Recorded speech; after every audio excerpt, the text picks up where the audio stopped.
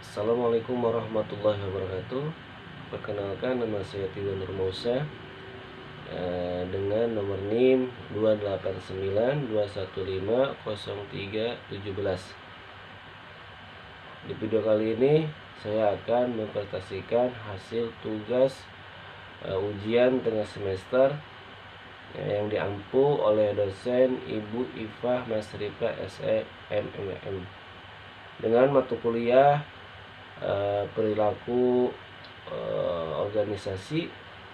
Adapun yang dibahas materi sekarang yaitu tentang dasar perilaku individu. Di slide pertama ada pembahasan tentang sistematik dasar-dasar perilaku organisasi. Nah, di sini ada 6 poin. Yang poin pertama yaitu tentang pembahasan karakteristik individu. Yang poin kedua tentang pembahasan nilai, sikap, kepuasan kerja. Nah, yang poin ketiga kepribadian dan emosi.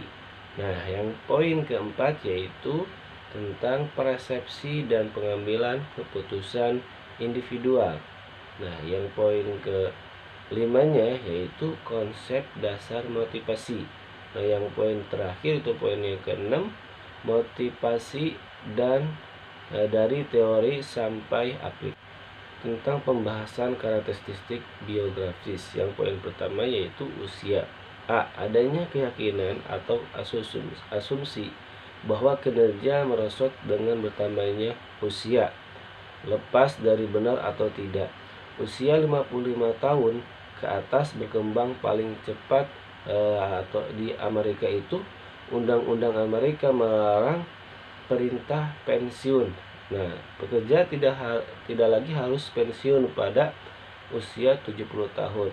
Nah, yang poin B, apa persepsi pekerja dengan usia tua? Nah, di sini ada rumusnya yaitu ada yang positif, ada yang negatif. Kita cari SPR 48. Nah, yang poin ke C yaitu hasil penelitian.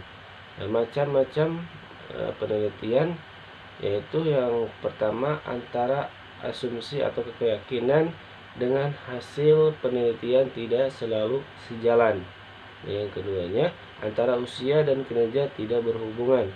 Yang selanjutnya ada hubungan positif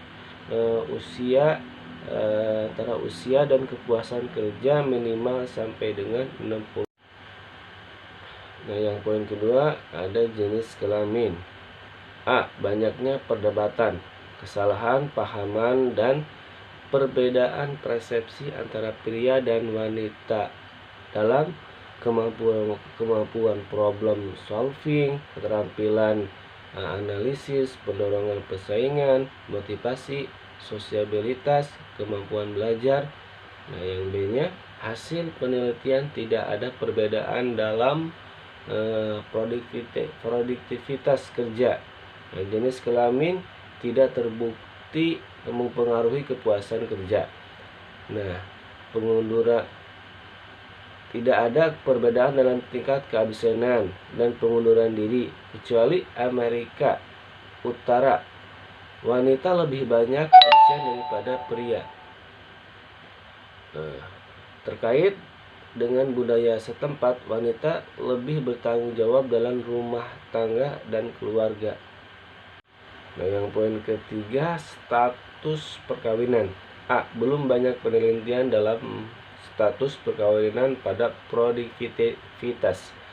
Yang B, hasil penelitian yaitu status menikah lebih rendah absensinya, juga pengunduran diri, kepuasan kerja lebih tinggi.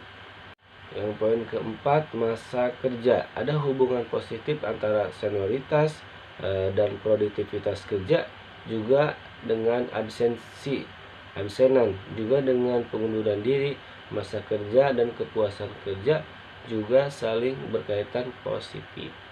Nah, yang poin kelima itu kemampuan. Setiap orang memiliki kelebihan dan kekurangan dalam hal kemampuan untuk melaksanakan tugas dan kegiatan tertentu.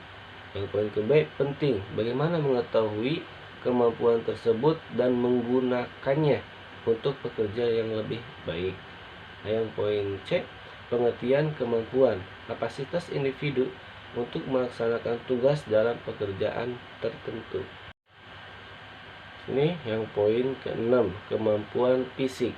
Kemampuan fisik adalah kemampuan menjalankan tugas yang menuntutkan stamina, keterampilan, kekuatan, karakteristik serupa. Nah, hasil penelitian di Amerika ada 9 kemampuan fisik, yaitu setiap pekerja memerlukan perpaduan antara kemampuan fisik dan kemampuan intelektual yang dipersyaratkan. 9 kemampuan dimaksud terbatasi ke dalam 3 faktor, yaitu yang poin pertama yaitu faktor kekuatan. Faktor kekuatan adalah kekuatan dinamika, kekuatan otot bawah, kekuatan statis, kekuatan eksplosif.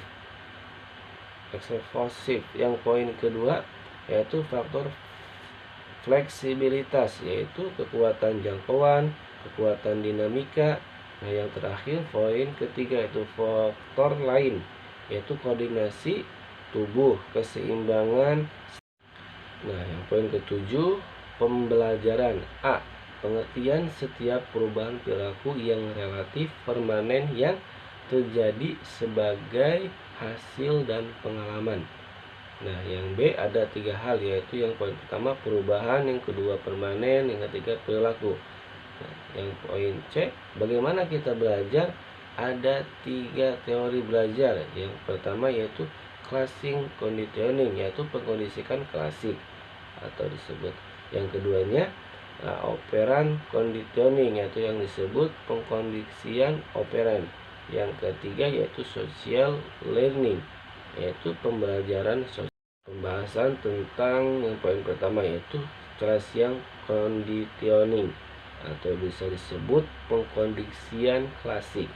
Nah, rangsangan buatan yang terus-menerus dilakukan dan direspon dengan baik akan melahirkan perilaku baik secara otomatis, yaitu pemberitahuan kunjungan eksekutif puncak yang diikuti dengan tindakan merapikan kantor administrasi dan lingkungan. Jika terus-menerus dilakukan, pada akhirnya pengerapian kantor administrasi dan lingkungan tidak lagi karena adanya kunjungan eksekutif puncak.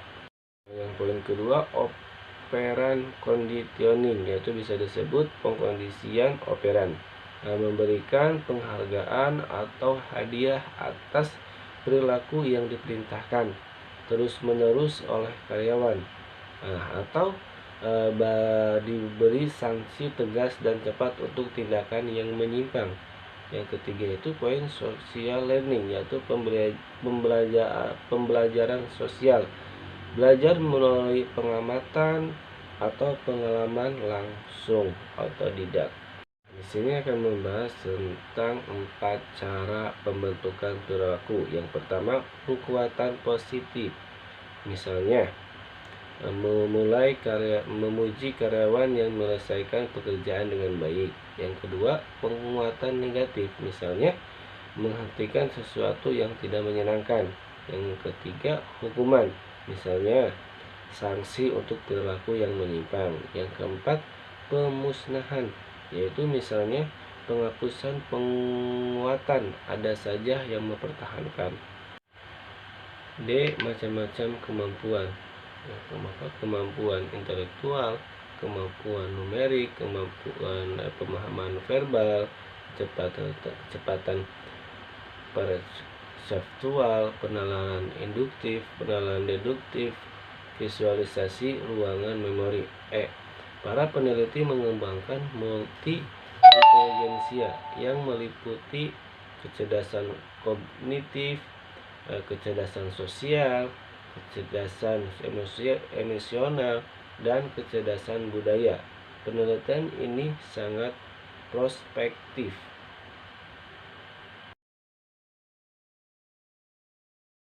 Alhamdulillah, presentasi yang saya sampaikan Semoga bermanfaat bagi teman-teman, terutama bagi diri saya sendiri. Wabillahi taufik wal hidayah. Wassalamualaikum warahmatullahi wabarakatuh.